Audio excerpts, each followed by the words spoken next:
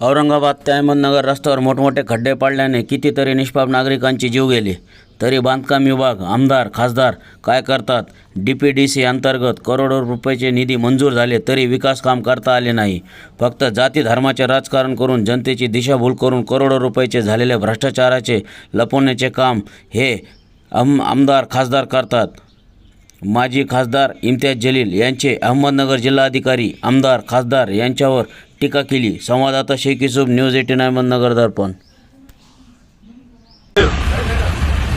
या तो अहमदनगर के आमदार, खासदार, मंत्री और खुद कलेक्टर साहब आंख से अंधे हो गए हैं. उन्हें कुछ दिखाई नहीं दे रहा है कि नेवासा से लेके पुणे तक का जो रास्ता है किस तरीके से यहाँ पर खड्डे नजर आ रहे हैं.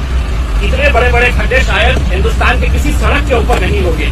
एक बात समझ में आ रही है कि या तो ये जितने लोगों का मैंने नाम लिया हूँ, आमदार, खासदार, मंत्री और कलेक्टर साहब, DPDC के पैसे के जरिए ये सीमेंट भी अपने पेट में डालते रहे हैं और डामर भी खुद खा रहे हैं. शायद यही वजह है कि आप सड़कों की हालत देखिएगा, ऐसे ऐसे खड्डे पूरे रास्ते के ऊपर है कि आप अंदाजा नहीं लगा सकते. इस सड़क से गुजरने वाले लोगों के ऊपर क्या तकलीफ हो रही है, आप इसका अंदाजा नहीं लगा सकते. मैं महाराष्ट्र के मुख्यमंत्री देवेंद्र फडणवीस साहब, एकनाथ शिंदे साहब, अजीत पवार साहब, आप तीनों से ये दरखास्त करता हूँ, अपनी गाड़ी के अंदर, कितनी ही आलीशान गाड़ी क्यों ना हो, आप पुणे से निकलिए और नेवासा तक उस गाड़ी के अंदर बैठ के जाइए.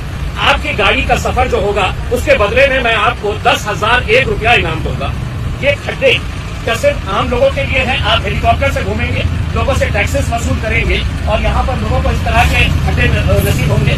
हम सरकार से ये दरखास्त कर रहे हैं, अहमदनगर प्रशासन और पुलिस को ये बता रहे हैं, अगर जल्द से जल्द ये रास्ते की दुरुस्ती नहीं होती है तो हम इस रास्ते को पूरी तरीके से पैक कर देंगे. हम रास्ता रोको आंदोलन करेंगे.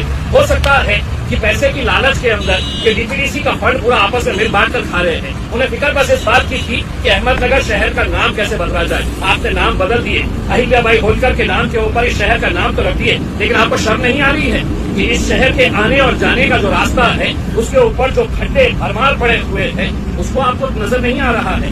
हम आपसे दरखास्त कर रहे हैं. और हाँ, मुख्यमंत्री साहब अगर इस सड़क से गुजर रहे हैं तो 10,001 रुपया, और अगर इसी सड़क से वापस जा रहे हैं तो दोबारा 10,001 रुपया हमारी तरफ से, मजलिस की तरफ से आपको दिए जाएंगे.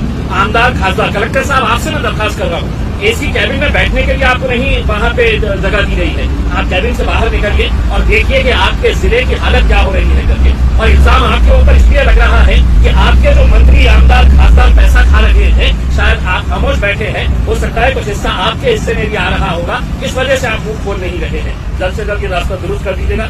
हमें मजबूर मत करिएगा कि हम दोबारा यहाँ पर आए और पूरे रास्ते को हम जाम कर दें. जल्द से जल्द ये काम शुरू किया जाए.